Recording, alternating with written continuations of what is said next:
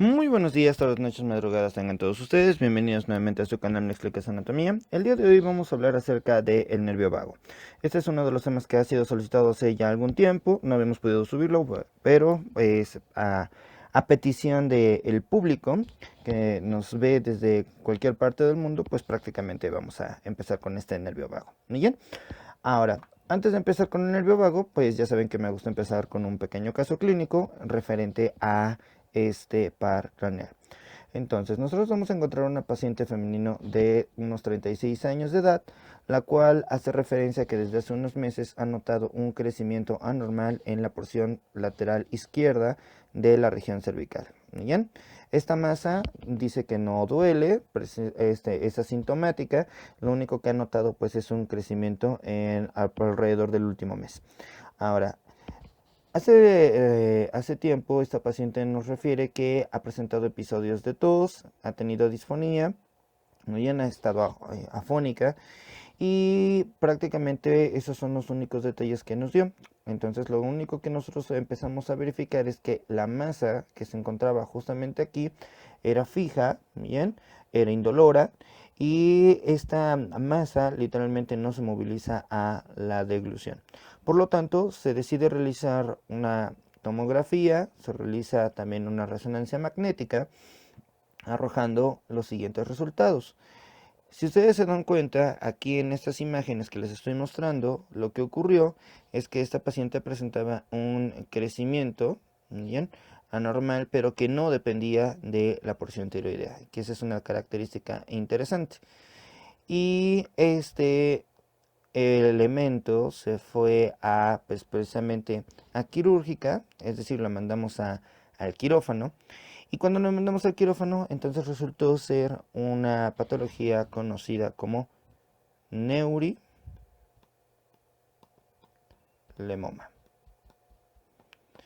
Muy bien. Este neurilemoma, o en otras palabras, para aquellos que tal vez no estén familiarizados con ese término, también lo van a encontrar como schwannoma, es un crecimiento anormal de los neurolemocitos o de las células de Schwann, que estaban precisamente envolviendo a nuestro vago. Bien, este nódulo tenía 2.5 por 3.5 por 3.3 centímetros. Bien, y pues precisamente presentaba un patrón mixto sólido con contornos bien definidos. Aquí nosotros vamos a ver que este padecimiento pues fue benigno, no es un padecimiento maligno como tal, y pues su tratamiento simplemente fue una resección exitosa, la cual hizo que nuestro paciente recuperara su voz y recuperara, bueno, más bien eliminara pues precisamente la tos que ella presentaba.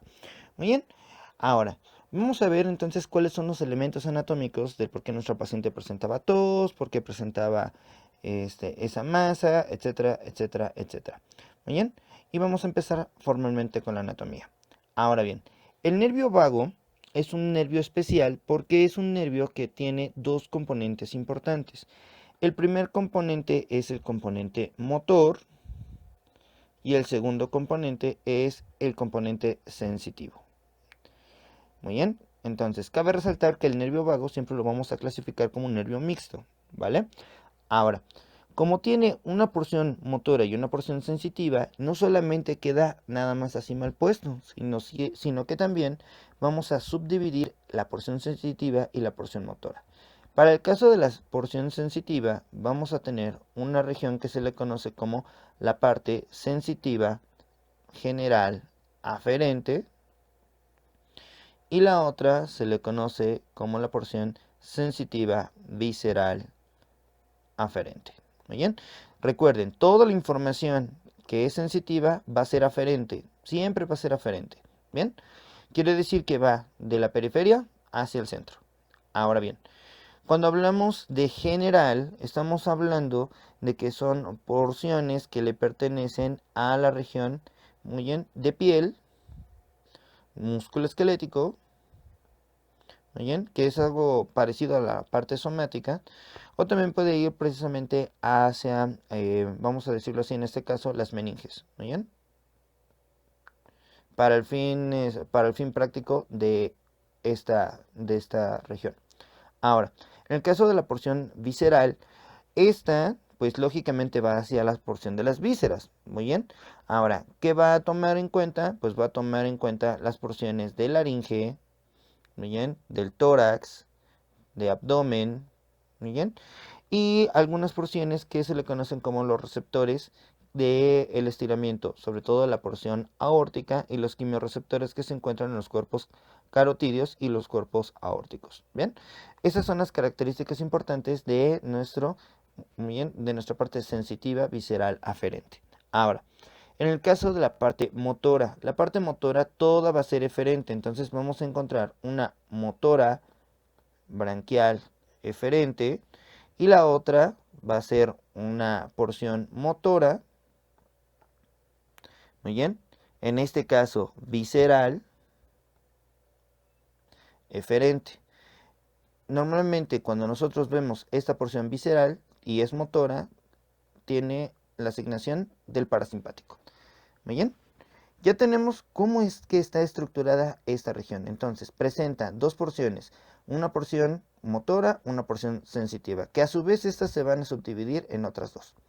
De tal modo que cada una de estas porciones va a presentar su propio núcleo. Y cada núcleo entonces pues le va a dar precisamente ese origen real y ese origen aparente. ¿Muy bien? Ahora, ya tenemos a estas porciones, ya tenemos por lo menos los componentes. En el caso del origen real, nosotros vamos a notar dos cosas interesantes. El nervio vago, al tener fibras motoras eferentes y fibras sensitivas aferentes, entonces es una doble vía, ¿bien? Entonces tiene tanto porciones periféricas como porciones centrales. Ahora, en el caso de los cuatro núcleos que nosotros encontramos a nivel del sistema nervioso central, los vamos a localizar en la región de nuestro bulbo raquídeo, ¿muy bien? También conocido como la médula oblongada. Por lo tanto, vamos a encontrar la porción sensitiva. La parte sensitiva mencionábamos que tenía dos componentes. Ahora, de esos dos componentes son dos núcleos importantes, ¿muy bien? Ahora, el núcleo encargado de la porción sensitiva general es propiamente un núcleo que se le conoce como el núcleo del tracto espinal del trigémino. Repito, es del núcleo del tracto espinal del trigémino.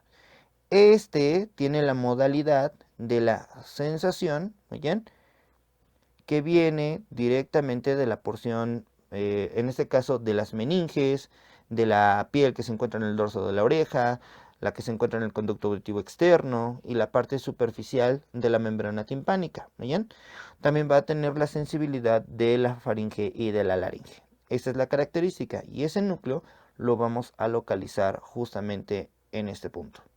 Es un núcleo bastante amplio, bastante grande y presenta una porción que se le conoce como su porción rostral y otra que se le conoce como su porción caudal. ¿Muy bien? Todo esto hace referencia a el núcleo, ¿okay?, del tracto espinal del trigémino. No pierdan de vista a este porque precisamente es un punto de relevo de otros pares craneales. Bien, ahora, en la siguiente parte de nuestra región sensitiva, nosotros vamos a encontrar otro núcleo que está un poco medial a este. Lo vamos a dibujar aquí nada más para fines de enseñanza.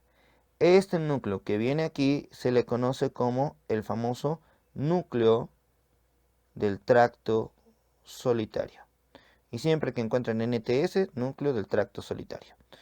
¿Muy bien? Este núcleo es solito. ¿Muy bien? Ahora, este núcleo lleva la información visceral. ¿Muy bien? Entonces, en este caso, la información sensitiva visceral va a venir pues desde la tráquea, la laringe, ¿muy bien? Va a venir en el esófago, las vísceras torácicas, las vísceras abdominales, ¿muy bien? Y como mencionábamos, todos los quimiorreceptores y varoreceptores que se encuentran en la porción aórtica, sobre todo en los cuerpos aórticos y los carotídeos, ¿vale? Sobre todo, más que nada, la porción aórtica, no tanto carotídea. La carotídea le pertenece más al noveno par craneal. Muy bien, listo. Ya tenemos a estos dos componentes importantes de la porción sensitiva. Ahora, en el caso de la porción motora, para el fin de la porción motora también son dos núcleos importantes debido a las dos modalidades de la parte motora. Bien, En el caso de la porción motora vamos a encontrar un núcleo conocido como el núcleo motor dorsal del vago. Muy bien, entonces el núcleo motor dorsal del vago tiene la característica de venir, muy bien, o más bien de darle la porción motora a la región visceral. Muy bien, esta es la porción parasimpática propia de nuestro nervio. Muy bien, entonces este es el que lleva a cabo la porción parasimpática, la visceral. Ahora, el siguiente núcleo es un núcleo que no tiene como tal un punto que sea estrictamente propio del par craneal. Es decir, el núcleo que vamos a ver a continuación se le conoce como núcleo ambiguo. Y ese núcleo ambiguo no le pertenece a un par craneal en específico, por eso se llama ambiguo. El núcleo ambiguo presenta varios puntos, sobre todo para el noveno par craneal, muy bien, para el décimo par craneal, y algunos hacen referencia, ya después veremos más adelante, que le pertenece al décimo par craneal, pero también puede colaborar con el onceavo par craneal. Muy bien, y este núcleo ambiguo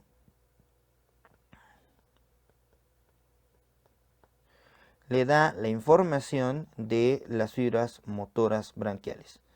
¿Ok? ¿Por qué branquiales? Bueno, recuerden que nosotros tenemos los famosos arcos branquiales, arcos faringeos, los cuales pues van a tener derivaciones a unas estructuras que se van a desarrollar futuramente en el adulto, ¿no bien? Después de ser fetitos, pues en el adulto se desarrollan estas estructuras, así que por lo tanto vamos a encontrar diferentes elementos en este punto.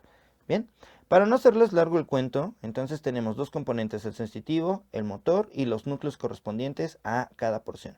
Bien, listo. Ahora, ¿qué sucede? ¿Qué sucede con las porciones motoras? ¿Qué pasa con las porciones sensitivas? Bueno, nuestro nervio vago, entonces va a tener un origen aparente. Su origen aparente, vamos a quitar esto, y ahora vamos a mostrar precisamente cuál es el origen aparente de ese par craneal. Va a encontrarse a nivel del bulbo. Ahora, miren, vamos a retirar esta imagen, vamos a retirar esta parte. Y aquí lo que nosotros tenemos es una vista anterior de la región de nuestro bulbo. Por lo tanto, esto es bulbo. Ahora, de este bulbo, fíjense bien, la porción anterior va a estar representado por dos estructuras, ¿no bien? Longitudinales, sensiblemente hablando pequeñas, relativamente, que se conocen con el nombre de pirámides. Estas estructuras que están aquí hasta este punto se le conocen como pirámides. ¿Muy bien? Ahora, justo hacia la porción lateral vamos a localizar dos ensanchamientos, uno de cada lado. Entonces aquí tenemos este ensanchamiento y este otro ensanchamiento. Esos ensanchamientos se le conocen como olivas. ¿Bien? Entonces estas se llaman pirámides, estas se llaman olivas. Entre las pirámides y las olivas se van a formar por lo menos un surco. Este surco que viene justamente aquí pegado. Este surco pasa por delante de la oliva. Si es el surco que pasa por delante de la oliva, entonces el nombre del surco se le conoce como el surco preolivar. Entonces, eso se llama surco preolivar. Y después, hacia la parte posterior, se va a formar otro surco y este surco pasa por detrás de la oliva, por lo tanto se le conoce con el nombre de el surco retroolivar.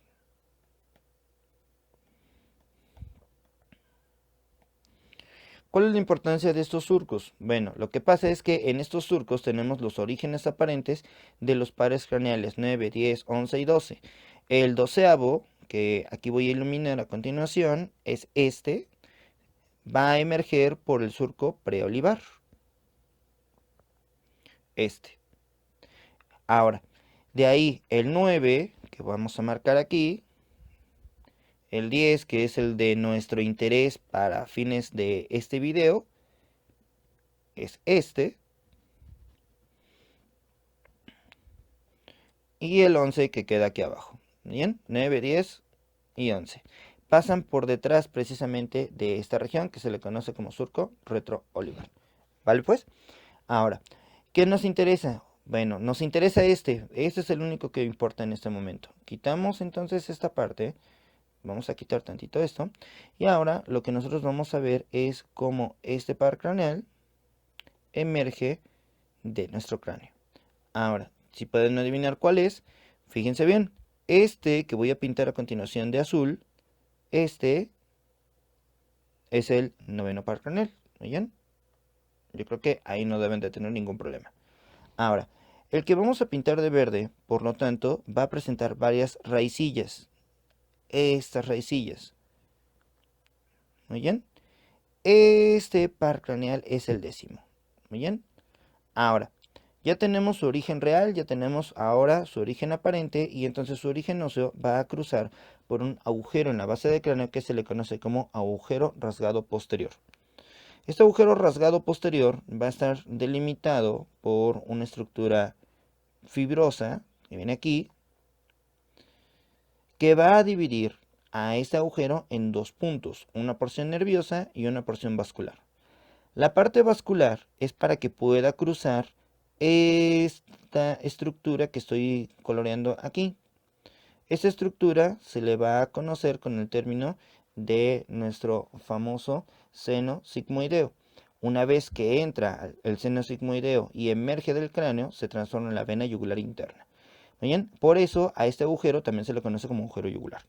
Bien, la porción nerviosa es donde van a cruzar los pares craneales, el famoso 9, 10 y el 11. Bien, ahora, una vez que emerjo de este punto, da la casualidad que nuestro décimo par craneal va a presentar dos pequeños ganglios. Muy bien, que esos ganglios se le van a conocer como los ganglios, bien, superior y el ganglio inferior. Muy bien. Ahora, no pierdan de vista esos ganglios. ¿Por qué? Porque cuando emerge, por eso lo estoy cambiando de color, porque estos están por fuera del cráneo, esos no se ven aquí. Esos ganglios son los puntos que van a formar las porciones sensitivas que se van a dirigir hacia nuestros núcleos que ya mencionamos al principio. Bien, sobre todo los del componente sensitivo. Todos los demás nervios que son del componente motor van a emerger y van a continuar su camino hasta llegar a las estructuras donde deben de llegar. ¿Muy bien?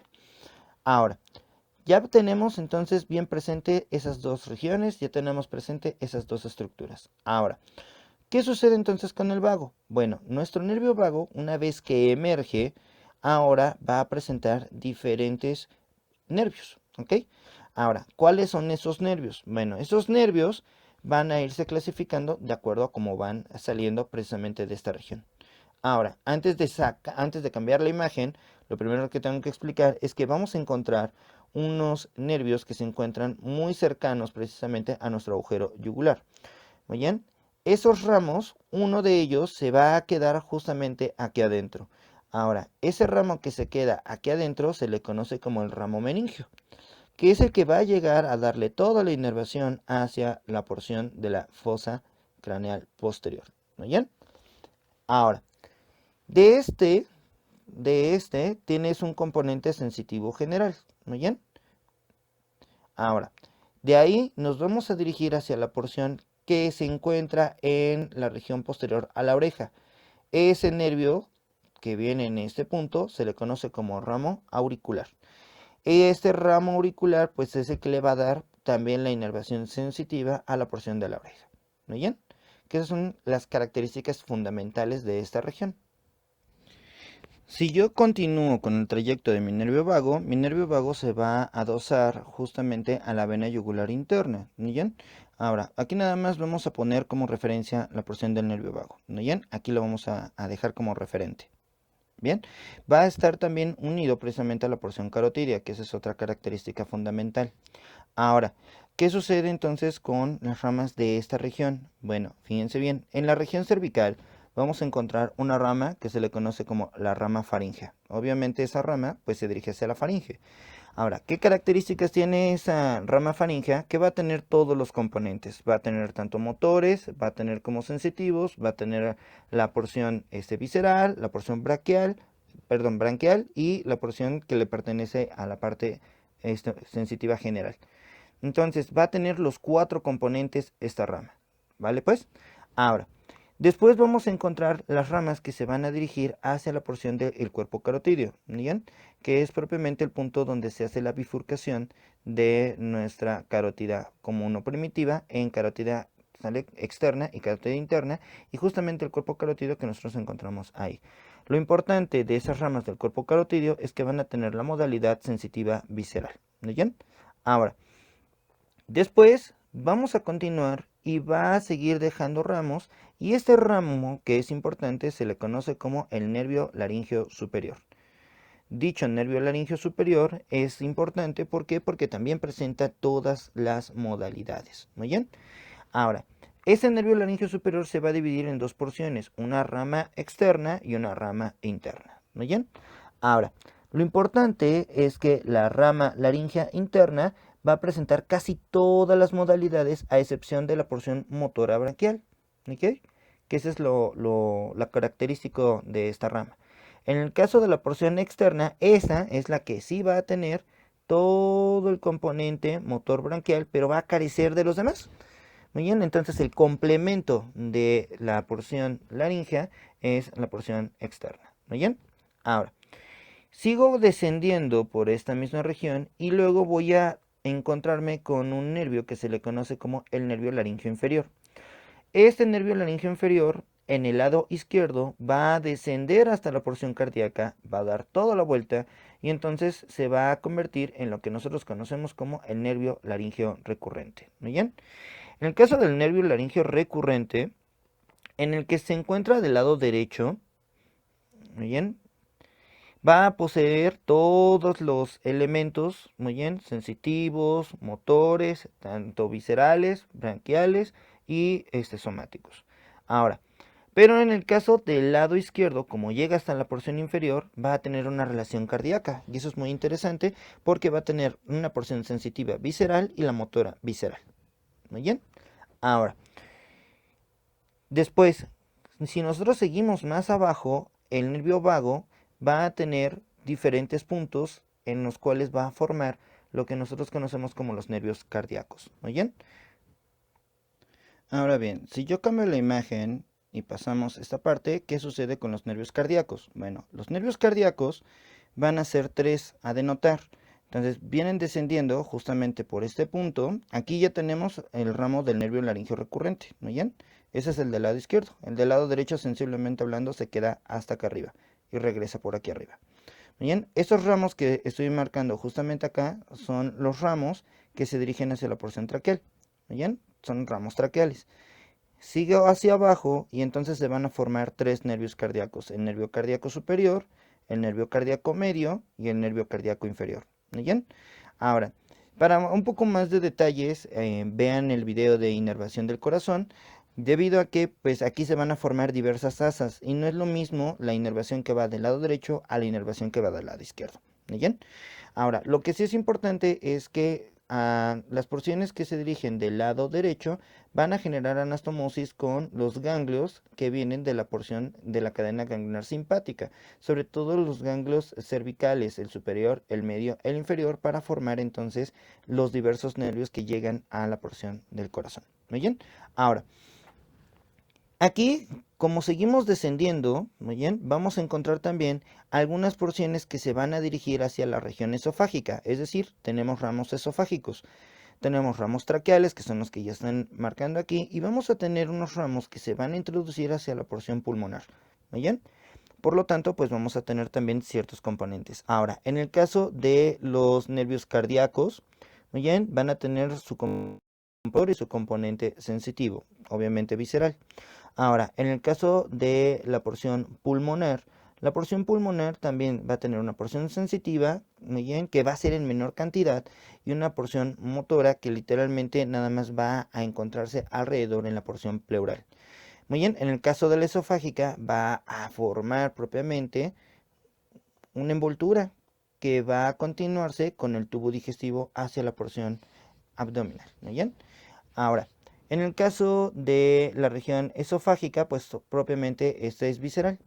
Ahora, la única rama que está en la porción torácica que contiene todos los componentes que van a ser sensitivos, viscerales, motores branquiales y motores viscerales va a ser nuestro nervio laríngeo recurrente que se encuentra del lado izquierdo. Muy bien, es el único debido a que este se va a regresar a la laringe. Muy bien, los demás pues van a encontrarse hacia la porción visceral. Ahora, hacia la región gastrointestinal, ¿qué vamos a localizar? Bueno, este va a llegar hasta la región celíaca de Luschka, donde se encuentra la porción abdominal. Si nosotros cambiamos la imagen y ahora vemos la porción abdominal, entonces ahora nosotros estamos viendo lo que es el estómago, el hígado y las porciones internas. ¿Qué sucede? Bueno, el nervio vago, bien, recuerden que tenemos dos, el del lado derecho y el del lado izquierdo, van a seguir descendiendo por encima del esófago. Muy bien, van a tomar como referencia el esófago. Una vez que toman como referencia el esófago, entonces ahora lo que van a hacer es que van a girar en forma de manecillas del reloj. El nervio vago izquierdo va a quedar aquí adelante, muy bien, mientras que el nervio vago derecho se dirige hacia la parte posterior. Ahora, aquí se van a ir subdividiendo en múltiples ramos, muy bien. Ahora también para esto les recomiendo que verifiquen el video del plexo solar y de la inervación de nuestro estómago, ¿ok? Para ya detalles un poco más finos. Lo único que aquí vamos a mencionar es que justamente el nervio vago derecho o nervio vago posterior va a alcanzar justamente a un conjunto de ganglios que se encuentran en esta misma región celíaca. Estos ganglios, que por cierto los estoy dibujando aquí de amarillo, ¿bien? Como se encuentran en la región celíaca, pues bueno, por ende se le conocen como los ganglios celíacos. Ahora, ¿qué sucede entonces? Que el trayecto del nervio vago va a continuar relevándose en estos ganglios. Ahora, no solo en estos ganglios, sino que también se van a dirigir a otros ganglios que se encuentran pegados a la porción aórtico-renal. De hecho, por eso esos ganglios también se llaman aórtico-renales, están un poco más hacia atrás. Y unos que se encuentran por encima de nuestra arteria mesentérica superior. Ahora, ¿qué sucede con la inervación del vago? Bueno, la inervación del vago continúa ahora ramificándose a través de los nervios secundarios postganglionares. ¿Qué quiere decir? Que hicimos relevo en estos ganglios para que entonces nuestro nervio vago pudiera continuar nuestro recorrido hacia la región del hígado, hacia la porción del vaso, hacia el estómago y también se va a dirigir hacia el intestino. Solamente va a tomar como referencia intestino delgado, muy bien, el colon ascendente, la primera mitad de colon transverso y una pequeña porción de colon, muy bien, descendente. Pero hasta ahí nada más. Nuestro vago no alcanza a llegar a la porción más profunda. Muy bien. Ahora, esta es la razón del por qué al vago le decimos así. Quiere decir que anda por todos lados, ¿muy bien? Entonces, como anda por todos lados, el nervio como tal se le conocía como neumogástrico, pero pues se vio que no realmente nada más llega a la región pulmonar y hacia la región abdominal, sino que va a abarcar una amplia gama de vísceras. Entonces, el nervio vago, nombre completo, se le quedó como el cardio neumoentérico. Cardio neumoentérico, por todas las ramas que acabamos de mencionar. En el abdomen, las porciones que le corresponden a la región gastrointestinal solo tienen los componentes motor visceral y nada más el sensitivo visceral. ¿Muy bien? Para que no tengan más dudas. Entonces, ahí tenemos muchos nervios. ¿Bien? Entonces, ya tenemos origen real, origen aparente y prácticamente les he dado casi todo el recorrido de nuestro nervio vago con algunas de las ramas o la mayoría de las ramas que para fines clínicos representan pues digamos que la mayor parte del estudio de nuestro nervio vago. ¿Muy bien? Listo. Ahora, ¿qué sucede entonces? Porque no olviden que cada componente tiene pues precisamente sus propias características. Entonces, en el siguiente video, ¿qué es lo que vamos a hablar? Bueno, vamos a ir hablando de cada componente, el componente sensitivo, cómo vienen las fibras, cómo se unen, ¿muy bien? Que esa es como la explicación pues más tardada y pues 30 minutos para un video es muchísimo. Entonces, con esto espero que quede claro las generalidades del nervio vago y en los siguientes videos entonces ya hablaremos ya formalmente de los componentes de cada porción de nervio vago. Les agradezco su atención. Si les gustó el video, denle like, compartir, no olviden suscribirse, activar la campanita para nuevas notificaciones y no olviden que es importante sus comentarios. Me interesan mucho sus comentarios. No olviden escribirlos. Muy bien. Así que nos vemos en el siguiente video. Hasta la próxima. Adiós.